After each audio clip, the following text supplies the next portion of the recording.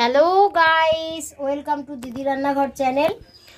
আজ আমি শেয়ার করব ধনে পাতা বাটা ও সর্ষে পাতার বাটার রেসিপি। কিভাবে এই ধনে পাতা ও সর্ষে পাতা বাটা করলে খেতে হয় দুর্দান্ত টেস্ট, সেটাই আমি আজ দেখাবো। রেসিপিটি শুরু করার আগে ছোট্ট একটা রিকোয়েস্ট রইল, ভালো লাগলে লাইক, শেয়ার, কমেন্ট ও চ্যানেলটি সাবস্ক্রাইব করে পাশে থাকা বেল আইকনটি বাজিয়ে দেবেন পরবর্তীতে নতুন নতুন রেসিপির আপডেট সবার প্রথমে পেতে। ধনে গাছের গোড়া ফেলে পাতাগুলো ভালো করে ধুয়ে নিয়েছি, আর সর্ষে গাছেরও গোড়া ফেলে ছোট ছোট করে কেটে ভালো করে ধুয়ে নিয়েছি। আর নিয়েছি কাঁচা লঙ্কা, একটা জলপাই, দুটো রসুন, পেঁয়াজ। রসুন পেঁয়াজগুলো ছুলে নেব।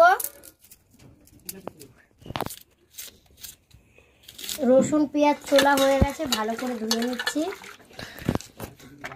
রান্নাটা আমি ওভেনে করব, তাই ওভেনটা জ্বালিয়ে নিচ্ছি। ওভেনটা জ্বালিয়ে ওভেনে একটা কড়াই বসিয়ে দিয়েছি। এবার কাঁচা লঙ্কাগুলো দিয়ে দিচ্ছি, হাফ কাপ পরিমাণ জল দিয়ে দিচ্ছি। 2 থেকে 3 মিনিট সময় নিয়ে কাঁচা লঙ্কাটা সেদ্ধ করে নেব। পেঁয়াজ দুটো কুচি কুচি করে কেটে নিচ্ছি। লঙ্কাগুলো সেদ্ধ হয়ে গেলে 2 মিনিট এইভাবেই নেড়ে চেড়ে নেব। 2 মিনিট নেড়ে চেড়ে নিয়েছি। এবার অর্ধেকটা পরিমাণ লঙ্কা নামিয়ে নিচ্ছি।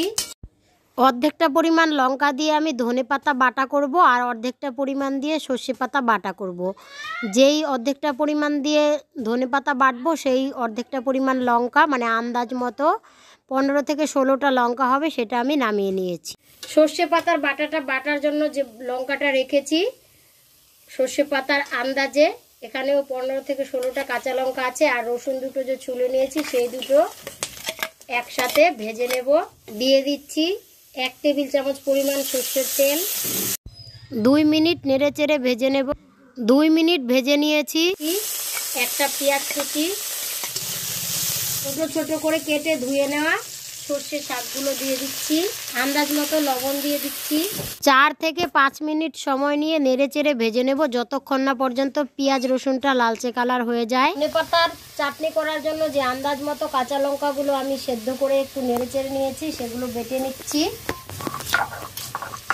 যে কোনো বাটার রেসিপি শিলপাটাতে বাটলেই বাটাটা খেতে বেশি ভালো লাগে, তাই আমি শিলপাটাই বেটে নিচ্ছি।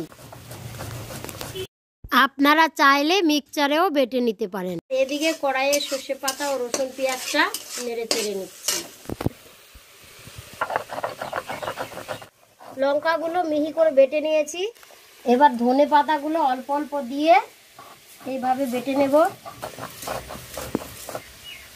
2-3টা করে পাতা দেব, আর একদম মিহি করে বেটে নেব।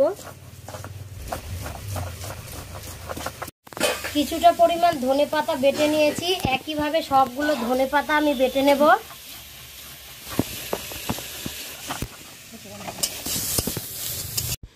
ধনে পাতাগুলো ভেজে নেওয়ার কোনো দরকার নেই, কাঁচা ধনে পাতার বাটাটাই খেতে বেশি ভালো লাগে। পাতা বাটা আমার প্রায় শেষ, আর অল্প একটু আছে। ধনে পাতাটা বাটা হয়ে গেছে। এই যে এরকম যে ছালগুলো, এগুলো ফেলে দিতে হবে। একটা মিডিয়াম সাইজের যে পেঁয়াজ কুচি করে কেটে নিয়েছি সেটাও দিয়ে দিচ্ছি। কাঁচা পেঁয়াজটাই বেটে মিহি করে নিচ্ছি। ধনে পাতার বাটাটাতে টক হিসাবে আমি একটা কাঁচা জলপাই ব্যবহার করব। আপনারা চাইলে একটা লেবুর রস অথবা তেঁতুলও ব্যবহার করতে পারেন। তাই জলপাইটা ভালো করে ধুয়ে কেটে নিয়েছি। জলপাইটাও বেটে নেব, আটিটা ফেলে দেবো। কড়াইয়ে যে সর্ষে পাতা, রসুন, পেঁয়াজ, লঙ্কা নেড়ে চেড়ে ভেজে নিয়েছি সেগুলো একদম লাল লাল হয়ে গেছে। এরকম লাল লাল করে ভেজে নিতে হবে। রসুনগুলো যেন লাল লাল করে ভাজা হয়। তো লাল লাল করে ভাজা হয়ে গেছে, আমি এবার নামিয়ে নিচ্ছি। এবার ধনে পাতার বাটায় আন্দাজ মতো লবণ দিয়ে লবণটাও বেটে ধনে পাতার বাটার সাথে ভালোভাবে মিশিয়ে নেব। ধনে পাতার বাটাটা বাটা আমার কমপ্লিট হয়ে গেছে। তো এখন একটা বাটিতে নামিয়ে নিচ্ছি। নামিয়ে একটা চামচের সাহায্যে এইভাবে একটু নেড়ে চেড়ে নিলাম। ধনে পাতার বাটাটা আমার বাটা কমপ্লিট হয়ে গেছে। এবার সর্ষে পাতার বাটাটা বেটে নেব।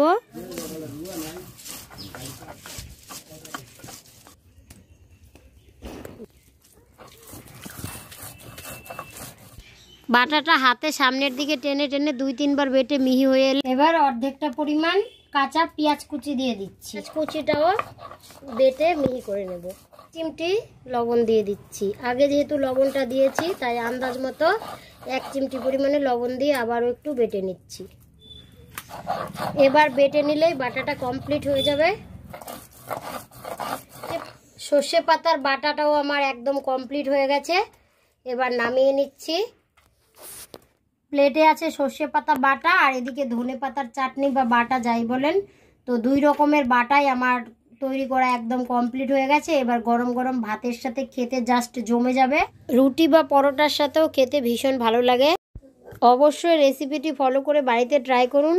খেতে কেমন হয় কমেন্টের মাধ্যমে জানাবেন। আজকের মতো বিদায় নিচ্ছি। এরপরে ফিরে আসবো অন্য কোনো নতুন রেসিপিতে। ততক্ষণ সকলেই ভালো থাকুন, সুস্থ থাকুন।